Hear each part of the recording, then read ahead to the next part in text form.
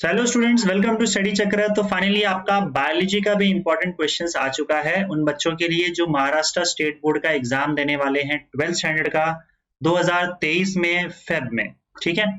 अच्छा, इन क्वेश्चंस पे जाने से पहले बहुत ही इंपॉर्टेंट बात जो मुझे आपसे कहनी है, और प्लीज ये बात अच्छे से सुनना, नहीं तो आप फंस सकते हो, बायोलॉजी के क्वेश्चंस में फंस सकते हो, बायोलॉजी के पेपर में फंस सकते हो।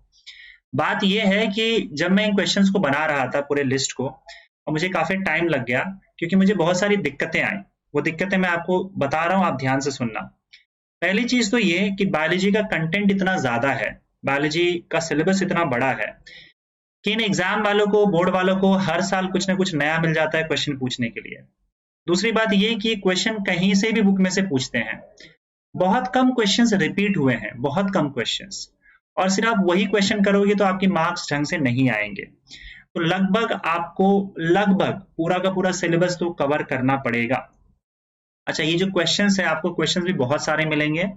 बायोलॉजी में ऐसा नहीं होगा कि आप 2-4 क्वेश्चन पढ़ लो और आपको बहुत अच्छा मार्क्स मिल जाए, क्योंकि मैंने एनालाइज किया है प्रीवियस ईयर्स के क्वेश्चंस को। बहुत सारे क्वेश्चंस थे और इनको लगभग हर साल इन्होंने नया क्वेश्चन पूछा है, क्योंकि ये पूरे बुक में से कहीं से भी बीच में से उठा के क्वेश्चन पूछ देते हैं। तो इनके पास कंटेंट इतना है कि इनके पास क्वेश्चंस के वैरायटीज, हर बार इनको कुछ ना कुछ नया मिल जाता है पूछने को, और कुछ ना कुछ नया ही पूछते हैं वो, और बीच में से कहीं से भी उठा के पूछ देंगे। ठीक है। हाँ, जो मेन बड़े क्वेश्चंस है वो कुछ क्वेश्चंस बहुत ही कम क्वेश्चंस रिपीट हुए हैं, बड़े में बोल रहा हूं मैं। लेकिन जो ऑब्जेक्टिव्स है 2 मार्क्स के, 1 मार्क्स के क्वेश्चन तो कैसे भी हो, कहीं से भी बुक में से पूछ लेते हैं। तो यहाँ पे अगर आप चाहो कि बस कुछ 2-4 क्वेश्चन मिल जाए, मैं पढ़ लूं, मुझे बहुत अच्छा मार्क्स आ जाए, तो ये थोड़ा बायोलॉजी में मुश्किल है। हालांकि बायोलॉजी एक ऐसा सब्जेक्ट है, आप भी जानते हो कि अगर आप अच्छे से कवर कर लेते हो, पढ़ लेते हो, की पॉइंट्स अगर आपको याद रहता है, तो आप अपने ओन वर्ड्स में भी चीजों को लिख सकते हो। तो ये एक बेनिफिट आपको बायोलॉजी में जरूर मिल जाएगा। तो यहाँ पे जो मैंने क्वेश्चंस बनाए हैं उसमें एक और प्रॉब्लम मैं आपको बता दूं कि क्वेश्चंस को बायोलॉजी में ट्विस्ट बहुत किया जाता है, घुमाया फिराया बहुत जाता है। मैं एक एग्जांपल दे रहा हूँ। जैसे अगर आपसे पूछा जाए कि बताओ जेनेटिक इंजीनियरिंग का डेफिनेशन, तो अगर आप जेनेटिक इंजीनियरिंग का डेफिनेशन पढ़ लेते हो, आपको मैंने बोला कि ये इंपॉर्टेंट क्वेश्चन है, पर एग्जाम में पूछ देंगे व्हाट इज जीन क्लोनिंग। अब आपको ये पता होना चाहिए कि जीन क्लोनिंग ही एक्चुअली में जेनेटिक इंजीनियरिंग है, उसी को बोला जाता है। तो ये अल्टरनेटिव वर्ड है उसका, और अगर आपको ये अल्टरनेटिव वर्ड नहीं पता है तो आपको आंसर आता है, उसके बाद भी आप क्वेश्चन अटेम्प्ट नहीं कर पाओगे, क्योंकि आप बोलोगे कि यार जीन क्लोनिंग मैंने पढ़ा ही नहीं है, जबकि जीन क्लोनिंग जेनेटिक इंजीनियरिंग को ही बोला जाता है।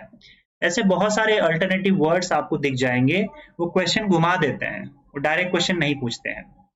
जैसे मान लो आपको बोला जाएगा कि एक काम करो, एड्स का सिम्टम्स लिखो। तो एड्स का सिम्टम्स अगर आपको लगता है कि क्वेश्चन इंपॉर्टेंट, आप पढ़ के गए, और एग्जाम में पूछेंगे क्या, एग्जाम में बोल देंगे कि what are the clinical manifestations of AIDS. आप बोलोगे कि यार ये तो कुछ अलग ही नया है, पर क्लिनिकल मैनिफेस्टेशन ऑफ एड्स पूछ रहा है, इसका मतलब वो एक्चुअली में सिम्टम्स ही पूछ रहा है एड्स का। तो वर्ड्स देख रहे हो, ट्विस्ट करके घुमा के क्वेश्चन पूछ देते हैं। अब जैसे यहाँ पे एक एजेंट है जिसको बोला जाता है सैल्मोनेला टाइफाई। आपको बोलेंगे कि चलो सैल्मोनेला टाइफाई का आप डायग्राम तैयार करो और उसको लेबल करो, लेकिन एग्जाम में डायरेक्टली सैल्मोनेला टाइफाई नहीं बोलेंगे।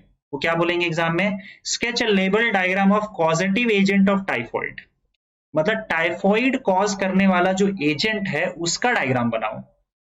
अब आपको पता होना चाहिए कि एक्चुअली वही सैल्मोनेला टाइफाई है।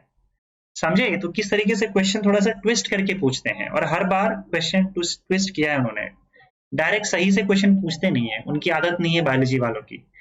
तो जब तक आपने पढ़ा नहीं होगा अच्छे से समझ के चीजों को, तो आप क्वेश्चन का आंसर पढ़ के भी जाओगे तब भी क्वेश्चन ट्विस्ट करने की वजह से आप फंस सकते हो एग्जाम में। हालांकि मैंने इस पूरे लिस्ट में क्या किया है कि जो भी अल्टरनेटिव वर्ड्स हैं और जो भी अल्टरनेटिव टाइप के और तरीके के क्वेश्चन पूछे जा सकते हैं, वो सारा मैंने इसके अंदर मेरे से जितना हो पाया है वो सारा मैंने लिख दिया है। जैसे अगर मान लो जेनेटिक इंजीनियरिंग है, तो मैंने जेनेटिक इंजीनियरिंग ब्रैकेट में जीन क्लोनिंग लिखा है, और उसी को रिकॉम्बिनेंट डीएनए टेक्नोलॉजी बोलते हैं, वो भी लिख दिया है ब्रैकेट में, ताकि आपको इनमें से कोई भी वर्ड का यूज करके पूछा जाए तो आपको पता हो। पर स्टिल हो सकता है बहुत सी चीजें मुझसे मिस हो गई हो। तो ये अगर आप अच्छे से पढ़े रहोगे तो आपके लिए फिर ये थोड़ा सा इतना मुश्किल नहीं होगा, क्वेश्चन घुमाया भी जाए तो भी आपको काम बन जाएगा। हालांकि मैंने कोशिश पूरी की है कि घुमाए हुए क्वेश्चंस या जिस तरीके से भी वो चीजें ट्विस्ट करते हैं वो सारे मैं इस लिस्ट में आपको दे सकूं, ताकि आपके पास जब ये सारा लिस्ट हो क्वेश्चंस का तो आपके पास एक रेफरेंस हो बहुत अच्छा क्वेश्चंस का।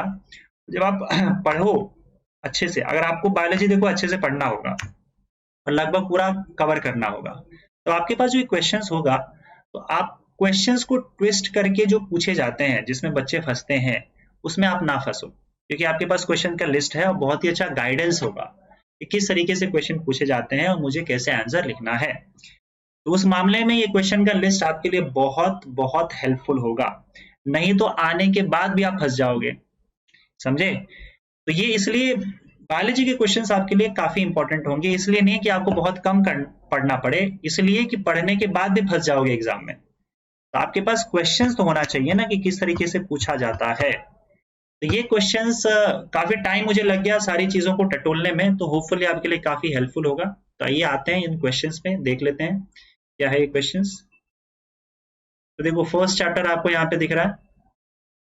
अब देखो यहाँ पे मैं एग्जाम्पल दे रहा हूँ, जैसे क्रॉस पॉलिनेशन आप पढ़ के गए हो, एग्जाम में पूछ दिया कि डिफाइन जीनोगैमी, और अगर आपको पता ही नहीं है कि जीनोगैमी जो है वो क्रॉस पॉलिनेशन को ही बोलते हैं तो आप फंस जाओगे। आपको आंसर आता है क्योंकि आपने क्रॉस पॉलिनेशन पढ़ा है, लेकिन उसी को जीनोगैमी बोलते हैं, तो आपको लगेगा कि एग्जाम में कुछ और पूछ दिया है और आंसर नहीं दे पाओगे आप। उसी को आउटब्रीडिंग बोलते हैं। तो आपको एक हिसाब से पूरा कवर करना पड़ेगा। जैसे ऑटोगैमी है उसको सेल पॉलिनेशन बोला जाता है। तो मैंने वैसे यहाँ पे जो भी अल्टरनेटिव या फिर ट्विस्ट करके क्वेश्चंस बन सकते हैं वो सब देखो इस तरह से ब्रैकेट में लिख के आपको दे दिया है, जहां तक मेरी पहुंच जा पाई है।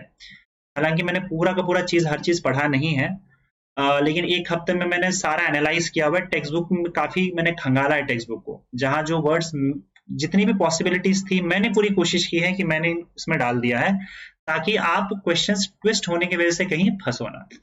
लेकिन ये जरूर मैं बोलूंगा कि सिलेबस में कहीं से भी बुक में वो कहीं चैप्टर में से कहीं भी उनको एक लाइन दिखा उसमें से वो क्वेश्चन निकाल के फ्रेम करके आपके एग्जाम में पूछ देते हैं, और भी घुमा के पूछते हैं। तो आपको सिलेबस को कवर करना पड़ेगा ढंग से, तो ये क्वेश्चंस आपके लिए काफी हेल्पफुल होंगे। हालांकि इसको भी अगर आप कर लो अच्छे से, इसके आंसर्स आपको लेकर अगर आप उसको पढ़ लेते हो तो लगभग सब कुछ कवर तो हो ही जाएगा। नो डाउट आपके मार्क्स काफी अच्छे मिल जाएंगे। और दूसरी बात, क्वेश्चंस का तरीका भी आपको पता चल जाएगा। तो अगर इसका पीडीएफ चाहिए तो आप नीचे डिस्क्रिप्शन बॉक्स में जाओ, वहां पे मेरे टेलीग्राम चैनल का आपको लिंक मिल जाएगा। उस लिंक पे क्लिक करोगे तो आप मेरे टेलीग्राम चैनल पे पहुंच जाओगे, वहां पे इसका पीडीएफ आपको मिल जाएगा। उसके अलावा फिजिक्स केमिस्ट्री मैथ्स के जो इंपॉर्टेंट क्वेश्चंस है उसके भी पीडीएफ आपको मिल जाएंगे। फिजिक्स केमिस्ट्री मैथ्स के इंपॉर्टेंट क्वेश्चंस के वीडियोस भी मैं उसका लिंक जो है वो डिस्क्रिप्शन बॉक्स में डाल रहा हूँ, वहां से क्लिक करके आप उन वीडियोस को भी देख सकते हो। उसमें भी मैंने कुछ इंपॉर्टेंट बात कही है आपको जो ध्यान में रखना चाहिए। ठीक है, तो एक थोड़ा नजर मार लेते हैं यहाँ पे जो भी इंपॉर्टेंट क्वेश्चंस है आपके बायोलॉजी के, और आपको इसका पीडीएफ जो है मेरे टेलीग्राम चैनल पे मिल जाएगा, जो मैंने आपको कहा उसका लिंक डिस्क्रिप्शन बॉक्स में है। चलिए, तो ये आपका फर्स्ट चैप्टर है reproduction in lower and higher animals. तो आप ध्यान से देखते जाओ, कितने सारे क्वेश्चंस है। आपको बहुत सारे क्वेश्चंस मिलेंगे बायो में, क्योंकि जितने भी अलग अलग तरीके से क्वेश्चंस पूछे जा सकते हैं या पूछते हैं, लगभग मैंने कोशिश की है कि सब इसके अंदर डाल दूं, ताकि आपको क्वेश्चन ट्विस्ट करके पूछा जाए उसमें कोई दिक्कत ना हो, समझे। तो घबराना नहीं है, क्योंकि बहुत सारे क्वेश्चन का जो आंसर है वो सिमिलर होंगे इसमें से, समझे। तो ऐसा नहीं कि हर क्वेश्चन के आंसर अलग अलग है, बस तरीके उसी में। देखो होता क्या है कि जैसे एक बड़ा सा आपका क्वेश्चन है, 4 मार्क्स का क्वेश्चन है, उसी में से वो क्या करेंगे कि कहीं एक पार्ट पूछ देंगे 2 मार्क्स का, कहीं एक पार्ट पूछ देंगे 1 मार्क्स का। तो अगर आपने एक 4 मार्क्स का पूरा क्वेश्चन कवर कर लिया, तो आपके फिर 2 मार्क्स के 1 मार्क्स से उसमें जो पूछे जाएंगे वो भी अपने आप कवर हो जाएंगे। तो इसका मतलब आपने एक क्वेश्चन किया, उसमें 3-4 क्वेश्चन कवर हो गए इसमें से। इसलिए इस क्वेश्चन की लिस्ट को देख के डरना नहीं है। ये मैंने सारे क्वेश्चन इतने सारे इसलिए वहां पे लिख दिए हैं, ताकि जितने भी अलग अलग तरीके से पूछे जाते हैं मैंने सबको लिस्ट कर दिया। इसका मतलब नहीं कि इतने सारे क्वेश्चंस के अलग अलग और सारे अलग आंसर होंगे जो आपको याद करने हैं, नहीं, वैसा नहीं है। मैंने जो एग्जांपल दिया, जैसे कि 4 मार्क्स का क्वेश्चन है, अगर आप पढ़ते हो तो उसी में से बीच में से 1 मार्क्स का निकाल के पूछ देंगे, 2 मार्क्स का निकाल के पूछ देंगे, तो 4 मार्क्स का पढ़ा तो उसमें से 2-4 क्वेश्चन तो आपके वैसे ही हो गए। तो क्वेश्चंस का लिस्ट जरूर लंबा लगेगा क्योंकि बायोलॉजी में है ही ऐसा तरीका। लेकिन आपको पता है कि अगर आपने बड़ा वाला क्वेश्चन कर लिया है तो बहुत से क्वेश्चंस अपने आप हो जाएंगे। ये मैंने सारे क्वेश्चंस इसलिए उसमें डाल रखे हैं ताकि आपको ये पता चल सके किस तरीके से 1 मार्क्स के, 2 मार्क्स से, 3 मार्क्स से क्वेश्चन घुमा फिरा के पूछे जाते हैं। इसलिए आपको ये लिस्ट लंबा जरूर लगेगा। और दूसरी बात ये है कि रिपीटेशन काफी कम है तो क्वेश्चंस के नंबर वैसे भी आप बढ़ ही जाएंगे क्योंकि फिर गेस कर पाना थोड़ा सा मुश्किल होता है। चलिए, तो ये सेकंड चैप्टर खत्म हुआ। थर्ड आपका इनहेरिटेंस एंड वेरिएशन। एक सेकेंड, आप चाहिए तो यहां से भी स्क्रीनशॉट ले सकते हो, कोई प्रॉब्लम नहीं है। मैं एक एक करके आपको सब दिखा रहा हूं और इसका पीडीएफ आपको मेरे टेलीग्राम चैनल पे मिल जाएगा। मैंने बार बार कहा है, टेलीग्राम चैनल का लिंक मेरे डिस्क्रिप्शन बॉक्स में आपको नीचे वीडियो के मिल जाएगा। बायोलॉजी के अलावा फिजिक्स, केमिस्ट्री, मैथ्स के भी इंपॉर्टेंट क्वेश्चंस वहां पे आपको मिल जाएंगे।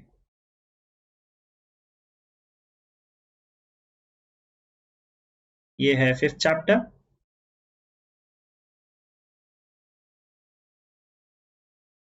Sixth,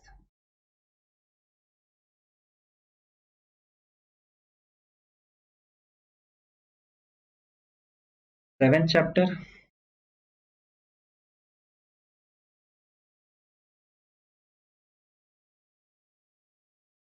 eighth.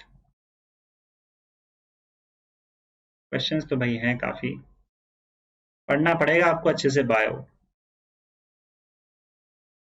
पर मैं सीरियसली बोल रहा हूँ, क्वेश्चंस ये सब आपके बहुत हेल्प करेंगे ये पता करने के लिए कि कैसे क्वेश्चंस पूछे जाते हैं। बच्चे उसमें फंस जाते हैं। और मैंने काफी टाइम दिया है इस पे क्वेश्चंस को फॉर्म करने के लिए, तो होपफुली काफी हेल्प करेगी आपकी।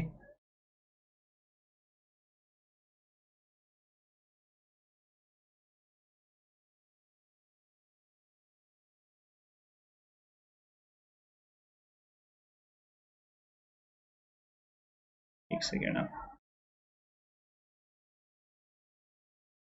10th चैप्टर पे थे हम लोग।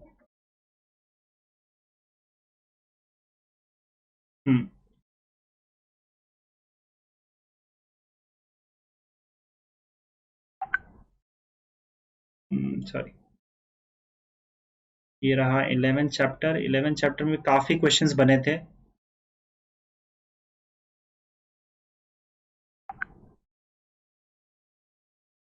एक एक मार्क्स, 2-2 मार्क्स के कई क्वेश्चंस इसमें आपको मिल जाएंगे क्योंकि वो क्वेश्चंस रिपीट नहीं होते हैं। एक एक 2-2 मार्क्स के क्वेश्चंस बहुत रेयर है कि रिपीट हो जाए। एक एक 2-2 मार्क्स के आपको बहुत सारे क्वेश्चंस मिलेंगे क्योंकि वो लगभग हर लाइन से कोई क्वेश्चन बना के पूछ देते हैं। Biotechnology,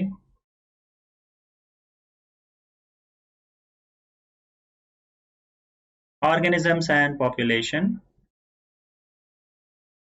ecosystem and energy flow.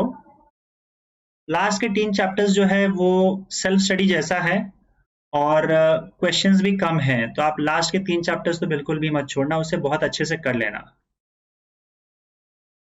आसान है वो काफी। ये रहा आपका लास्ट चैप्टर। तो होपफुली क्वेश्चंस आपके काफी हेल्प आए और आशा करता हूं कि बहुत अच्छा आपका एग्जाम जाए, सारे सब्जेक्ट का एग्जाम जाए। बस यही आप मेरी आशा रहेगी मेरी तरफ से। So all the best for your board exams. Thank you.